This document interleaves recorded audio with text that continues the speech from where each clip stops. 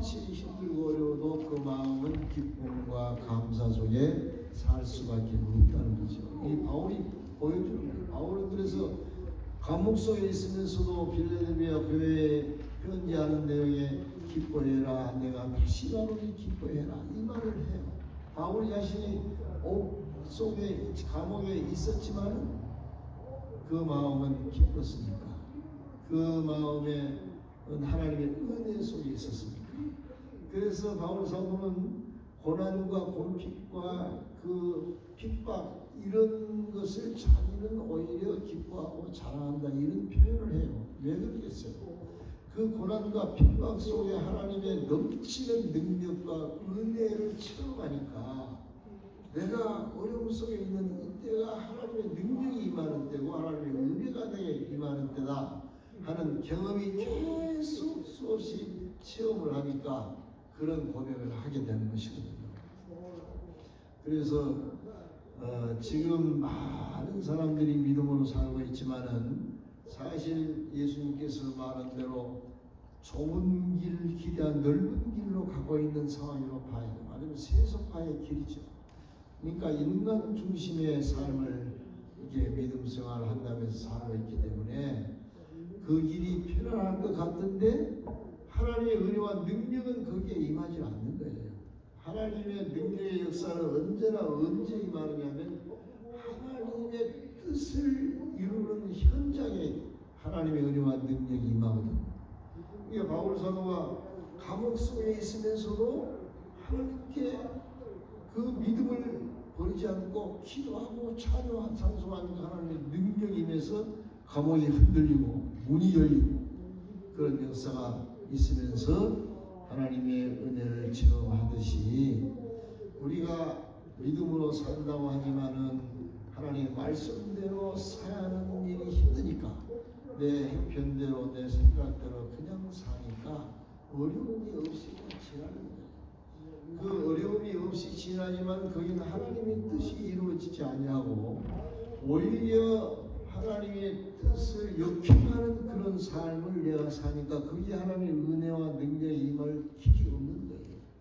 그래서 세월이 갈수록 신앙생활을 하는데 내 마음은 그 영적으로 시들어지고 차가워지고 이런 삶을 살고 있는 것이라는 거예요. 그래서 제가 이렇게 살펴보면서 가만히 보니까 정말 하나님의 놀라우신 능력과 은혜는 아무리 힘들고 어려운 상황이라도 말씀대로 살기 위해서 자기가 희생하고 고통을 받을 그때에 하나님의 능력과 은혜가 임하는 것을 성경에서도 보여주고 그 다음에 믿음의 사람들이 다 그렇게 사는 것을 보여줘요. 그래서 정말 믿음으로 산 사람이 마지막에 맞이하는 것이 순교잖아요. 어마어마한 사람들이 지금 역사 속에 순교를 했잖아요. 엄청난 많은 사람들이 로마 캐톨릭 교회의 핍박으로 인해서 개신교들이 5천만 명 이상이 순교를 당했어요. 그리고 지금도 그 어려움 속에서 믿음을 지키기 위해서 순교를 당한 사람들이 지금도 있잖아요. 이런 사람들은 놀랍게도 그 고통과 어려움을 주고 핍박하는 그런 가운데에서 마음이 약해지거나 고통을 호소하거나 그런 것이 아니고 그 어려움 도저히 이해할 수 없을 만큼 어려운데도 그 마음속이나 그들이 기도하는 내용은 하나님을 향한 하나님을 찬양하고 하나님께 기도하고 그러면서 그 사람을 박해하는 사람들에게 용서를 이렇게 하나님께 빌어주는 그런 여유롭고 그 기쁜 마음으로 그 어려움을 당하는 것을 보여주지 않습니까? 스데반도 보면은 자기가 돌에 맞아 죽으면서도 주여 저의 영혼을 받으시옵소서 하면서 저들의 죄를 용서해 주옵소서. 그러니까 그때 돌에 맞음이 얼마나 아프겠어요. 그러나 스데반의 마음은 마음의 평안과 기쁨이 있었다는 거죠. 그것은 하나님의 은혜가 스데반으로 하여금 그렇게 할 수 있는 힘을 하나님이 계속 주기 때문에 그런 결론을 가진 거 아니겠습니까?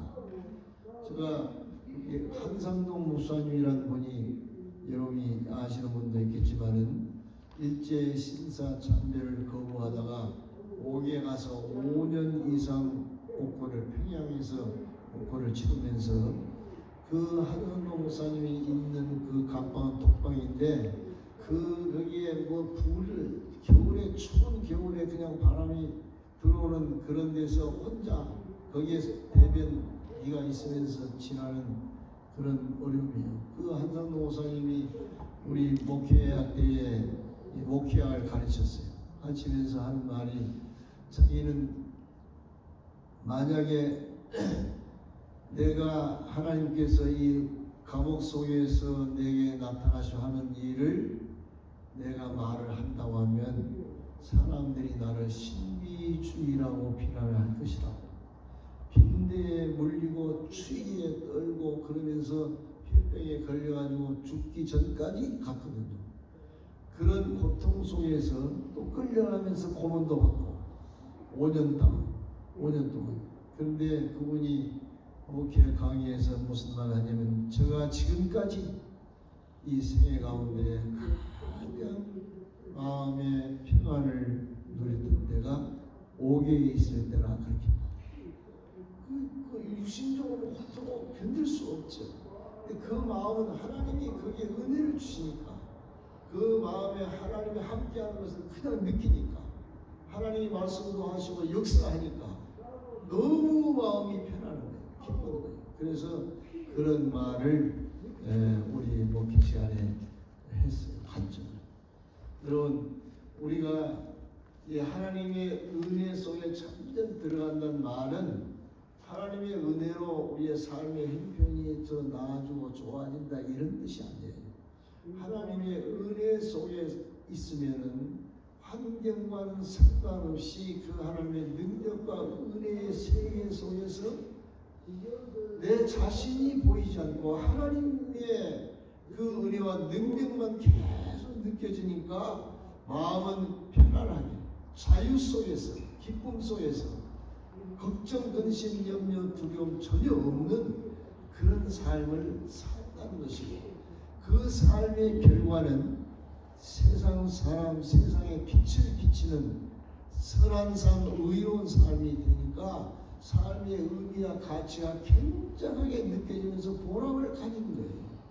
이것이 우리 성도의 진정한 삶이다 하는 것을 성경에서 안팎에서 이렇게 보여줍니다. 바울 사도는 그렇게 해서 결국 순교까지 했는데 바울이 생애의 임종을 앞두고 뭐라고 한 줄 아세요? 나는 선한 싸움을 싸우고 나의 달려갈 길을 피니시 마치고 믿음을 지킨다. 그러면서 이제 내게 오는 것은 너희의 멸류관이 나를 기다린다. 그러니까 바울은 숱한 고난과 역경 속에 살았지만 그 마음은 자유했고 평화로웠고 보람되고 그래서 그런 종말을 맞이하면서 결국 순교했잖아요. 그런데 이와 같은 삶이 우리 성도의 삶이다 라고 말을 하지 않을 수가 없어요. 예수님 그래서 나를 따라오려면 무엇을 지고 오라고 했어요? 십자가를 지고 오너라 이렇게 말을 해요. 그런데 그것은 우리가 인간적으로 세상적으로 힘들고 어려운 삶인데도 그 십자가를 지는 그 삶이 하나님의 능력과 은혜 속에서 정말 인간다운 세상에 빛이 되는 그런 삶을 살기 때문에 예수님이 그 말씀을 하시는 것이거든요. 여기 본문의 내용을 보면 바울 사도가 그 풍랑 속에서 모든 그 276명의 선원들과 더불어서 고통 속에 있었죠.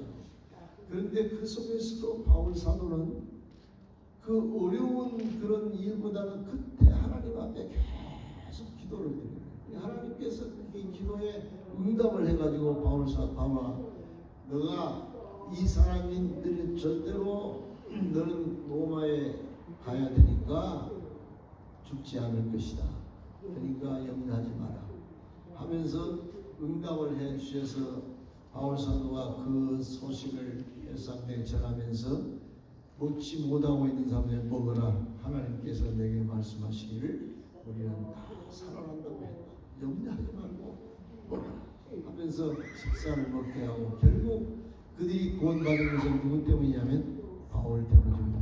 그 사실을 그 바울을 호송하는 그 책임자가 알고, 다른 그 제수를 지키는 사람들이 제수들을 전부 다 죽이든지 해야 됩니다. 그가 파손될 때 도망가고 싶어서. 그런데 이 책임자가 바울을 살리려고 그러지 말라고 하면서 다 구원해서 멜리데 섬에 도착했잖아요. 멜리데 섬에서 근데 또 물에 젖어 있는 데가 비가 오는 상황에 추위가 있는데 추워서 견딜 수 없는데, 이 사람들을 멜리데 사람들이 동정을 하는 마음을 하나님이 주셔가지고 불을 피워서 다 따뜻하게 해주고, 그에 가장 추장되는 사람들이 그들을 초대 사흘간 접대를 하고, 그 다음에 그러면서 바울 사도가 그 추장 아버지의 병을 치료해주고, 그 섬에 있는 사람들의 병을 자꾸 기도해서 나게 해주니까 이 섬 사람들이 276년을 3개월 동안 있는 동안에 후하게 대접해서 조금도 어려움 없이 살게 만들어줘요. 그리고 배를 떠날 때는 배에 식량까지 실어주면서 환영을 했어요. 이게 누구 때문이에요? 바울 사도가 하나님이 해주신 걸 너무나 잘 알잖아요. 그러니까 바울은 이 어려움 속에서도 풍요로운 하나님의 능력과 은혜 속에서 이 3개월을 지난 거 아니겠어요? 그러니까 바울 사도는 마지막 때에 이 바울 사도의 그 심령은 세월과 함께 고난이 수없이 많았지만 그 마음은 하루는 기쁨과 뿌듯함, 삶의 의미를 가지고 마지막 때를 보내는 것을 우리가 알 수가 있게. 저는 우리 성도된 우리 모두가 이 2025년이 지금 지나가지 않아요? 지나가면 그 다음에 26년을 맞이하는데, 26년이 되면은 금년보다는 26년도에 더 은혜 속에서 사는 그런 삶으로 옮겨졌으면 하는 바람이에요. 그냥 세월을 그냥 희생하는 게 보내는 것이, 허비하는 것이 아니고 세월과 함께 점점점 깊은 은혜 속에서 사는 우리가 됐으면 좋겠다. 이것이 저 마음이에요.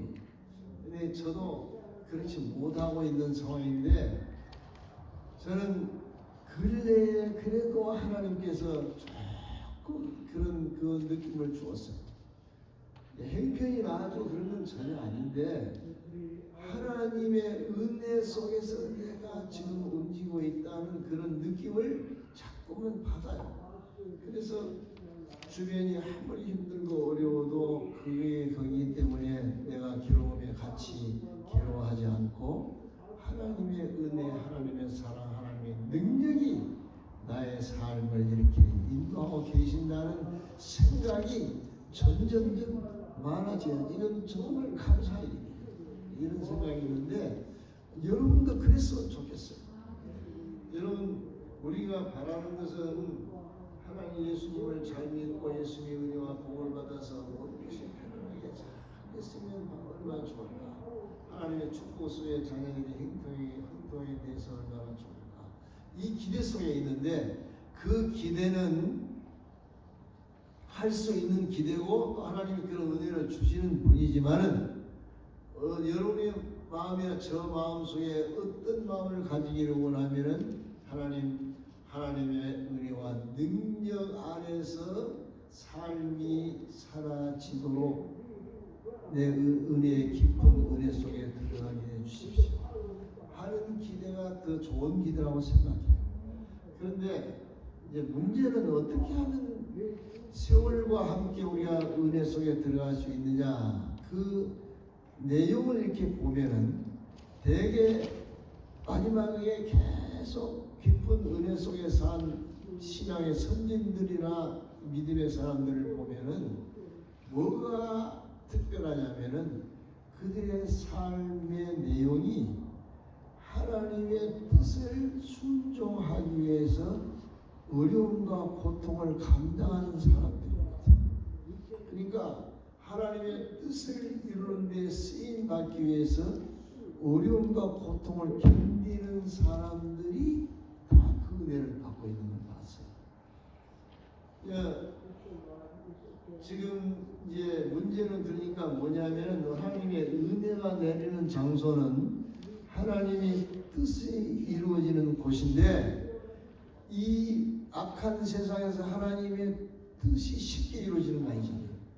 그 뜻을 그냥 혼자 이루면 성도를 통해서 이루는데 그 성도가 그 뜻을 이루기 위해서는 자기를 희생하고 헌신하고 고통을 감당하는 어려움이 반드시다. 그 어려움을 통해서 하나님의 뜻이 이루어질 때 하나님이 그 어려움 속에서 뜻을 이룰 수 있도록 능력을 주시고 은혜를 막 쏟아 부어 주시는 것이거든요. 그러니까 그 속에서 은혜와 능력을 체험하게 돼요. 체험하면서 예수님과 하나님이 어떤 분이라는 것을 실제로 경험을 하게 되거든요. 그러니까 그것이 바로 이제 경험 속에서 믿음이 성장하는데 믿음의 크기는 하나님의 그 은혜와 능력을 체험하는 크기와 비례하는 거예요. 말씀을 따라 살기 위해서 내가 희생하고 헌신할 때 하나님이 함께 하시면서 능력을 주시고 은혜를 베풀어 주시잖아요. 그것을 그 어려움을 뚫고 나갈 때에 십자가를 치고 나갈 때에 하나님이 그걸 이길 수 있도록 능력과 은혜를 주실 때에 하나님을 체험하고 그때 하나님의 능력과 은혜를 맛보면서 하나님이 함께 하심에 대한 그런 그 깊은 은혜를 누리는 그런 현상이 나타난다 이 말이죠. 말하자면은 우리가 은혜 속의 능력 안에서 살려고 하면은 하나님의 뜻을 이루기 위한 삶이 반드시 있어야 된다.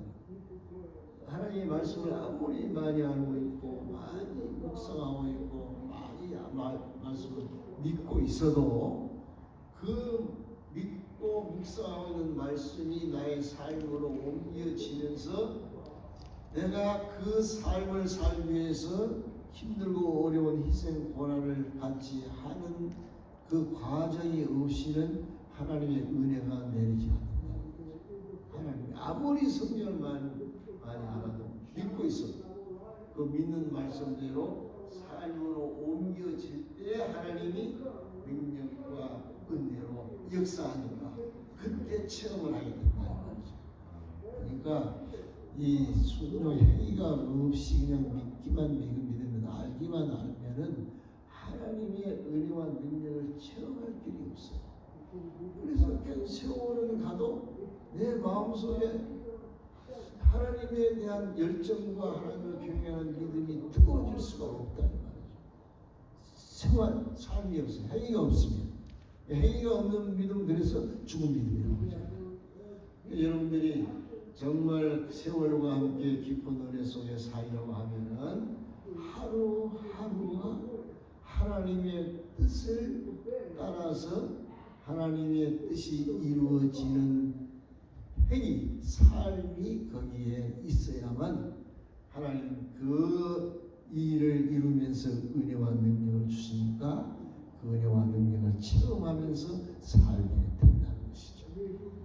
그러니까 행위가 없으면 삶이 없으면 교회를 아무리 하나님의 은혜와 능력에 깊이 들어갈 수는 없다. 이해하시겠죠? 그러니까 문제는 삶, 행위, 말씀대로 사는 삶을 통해서 하나님의 은혜를 계속 능력은 그 하나님의 뜻을 이루기 위해서 계속 역사해서 그런 삶을 하루하루 살면은 우리는 세월과 함께 더 깊은 은혜 속의 삶이 된다는 말이죠. 믿음의 삶이 쉬운 것이 아닙니다. 말씀대로 사는 것이 그렇게 즐거운 것이 아니에요. 외로울 수 있고 희생해야 됩니다. 정말 어려움을 감당해야 돼요. 그렇지만은 그 하나님의 어려움 속에 뜻을 이룰 때 하나님은 넘치는 능력과 은혜로 함께 해주시니까 여러분들이 하루하루가 말씀을 따라 사는 삶으로 옮겨지기를 바랍니다. 그래서 오늘 내일 늘 예수님을 체험하면서 예수님의 은혜와 능력이 여러분을 이끌어갈 수 있는, 그래서 은혜 속에 사는 우리 모두가 되기를 축원합니다. 기도합시다. 하나님, 이 말씀이 우리의 삶에 적용되게 하옵소서. 예수님의 이름으로 기도드립니다. 찬송가 302장입니다. 302장.